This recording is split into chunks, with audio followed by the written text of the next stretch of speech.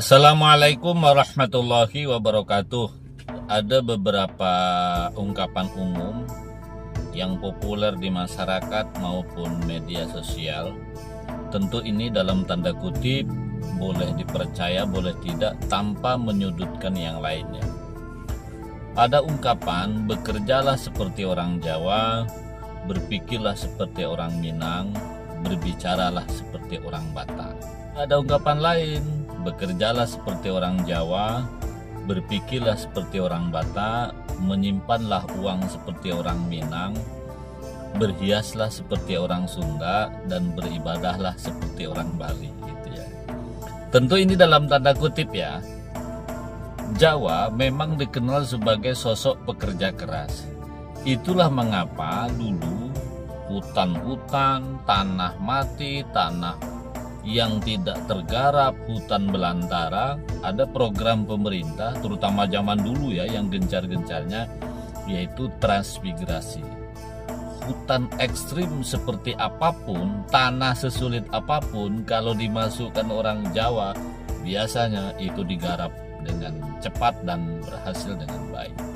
Itulah makanya dulu, karena saya tinggal di Sumatera ya, ada penduduk asli, tetangga saya bahkan saudara saya, kok pakai nama Jawa katanya. Dia bilang supaya mudah kerja di Tangerang. Oh, rupanya dalam persepsi orang ya, PT waktu itu tentu HRD ya, kalau orang Jawa ini sosok pekerja keras, penurut, dan itu juga lah yang menjadikan salah satu alasan kenapa teman-teman saya, tetangga saya di Sumatera Selatan yang penduduk asli banyak yang mencari menantu orang Jawa. Alasannya orang Jawa ini tidak pemalas, pekerja keras, walaupun tidak semuanya tentunya ya. Terus berbicaralah seperti orang Batak gitu ya. Dan memang faktanya betul, makanya Batak ini banyak yang jadi pengacara, pembicara handal. Kalau kita sedang debat gitu ya, kalau sedang ya acara seminar atau acara musyawarah atau kongres, coba lihatlah, itu Batak selalu tampil ke depan. Bisa ya kita ikuti cara-caranya bagaimana ya. Berpikirlah seperti orang Minang. Nah, memang luar biasa Minang ini ya.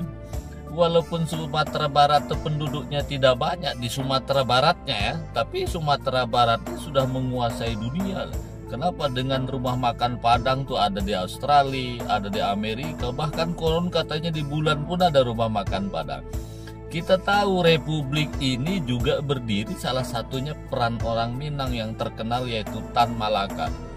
Jauh sebelum Indonesia ini merdeka ya, Tan Malaka itu sudah membuat buku yang terkenal, Narde Republik, menuju Republik Indonesia. Makanya Tan Malaka juga disebut dengan Bapak Republik Indonesia ini, dan beliau diberikan gelar pahlawan. Ada buku Madilog, dari masa ke masa, dari penjara ke penjara, itu jauh sebelum orang membuat buku tentang Republik ini. Artinya begini, orang Minang itu berpikir ke depan dan berpikir cerdas. Makanya ada ungkapan, berpikirlah seperti orang Minang. Ada lagi Buya Hamka, Muhammad Nasir, dan lain segala macamnya.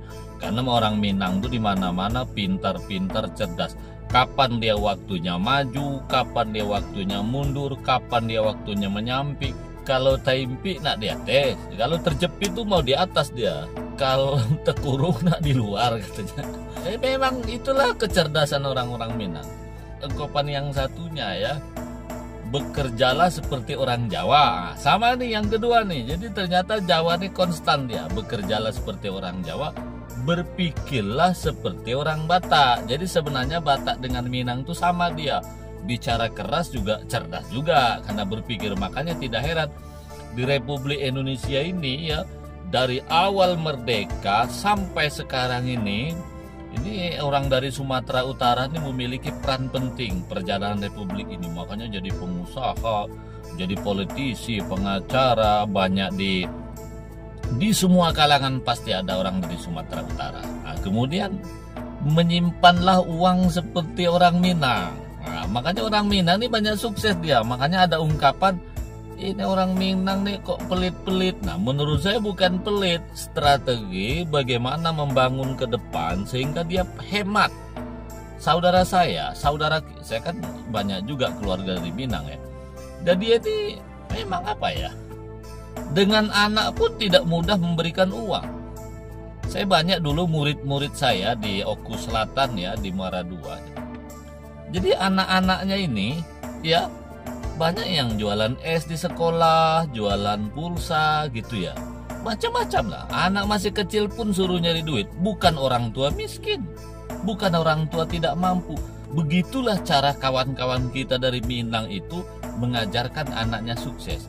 Karena memang bisnis itu tidak bisa diwariskan, tapi bisa ditularkan. Kemudian berhiaslah seperti orang Sunda, gitu ya. Makanya orang dari Sunda ini rata-rata cantik-cantik, ayu-ayu. Cek orang nama garelis kan di Sunda itu. Apalagi daerah Sukabumi, Pangandaran, Tasikmalaya, pokoknya Sunda nih cantik-cantik. Makanya ada ungkapan berhiaslah seperti orang Sunda. Sehingga orang Sunda ini bisa dikatakan banyak disebut bidadarinya Indonesia, disebut Mojang Pariangan itu ya. Beribadahlah seperti orang Bali. Mungkin orang Bali ini begitu dia membuat rumah harus membuat pura. Kalau di Bali kita tahu Saherat lagi lah ya, memang agamanya kuat ya. Dan ketika Bali itu merantau kemanapun, kadang-kadang rumah satu, pura harus satu. Di kampung saya di Sumatera Selatan ada namanya Sebaja.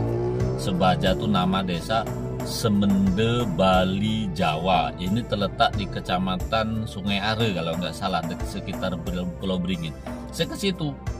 Jadi orang Bali ini kan banyak juga merantau, celah. Orang Bali yang berada di Lampung, yang berada di Blitar, yang berada di Oku, yang berada di Jambi, dimanapun. Ketika ada kampung, itu pasti tempat ibadahnya tidak terlupakan. Malah kadang-kadang lebih mahal tempat ibadah lagi. Jadi oleh karena itu sahabatku, tanpa mengecilkan yang lain, kesimpulannya adalah kalau ingin sukses, satu, ayo kita bekerja seperti orang Jawa, jangan pemalas, ulet. Kedua, berpikirlah seperti orang Minang, berpikir jauh ke depan. Yang ketiga, berbicaralah seperti orang Batak. Kalau harus ngomong, jangan diam. Kalau harus berbicara, bicaralah yang kuat demi kebenaran. Jangan diam. Kemudian, berhiaslah seperti orang Sunda. Supaya gelis gitu. Beribadahlah seperti orang Bali.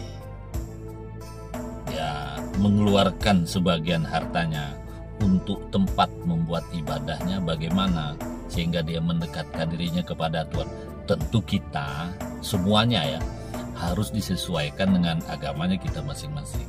Yang Muslim beribadahlah dengan baik, yang non-Muslim sesuaikan ibadah. Demikian sekedar sharing, mudah-mudahan ada manfaatnya. Wassalamualaikum warahmatullahi wabarakatuh.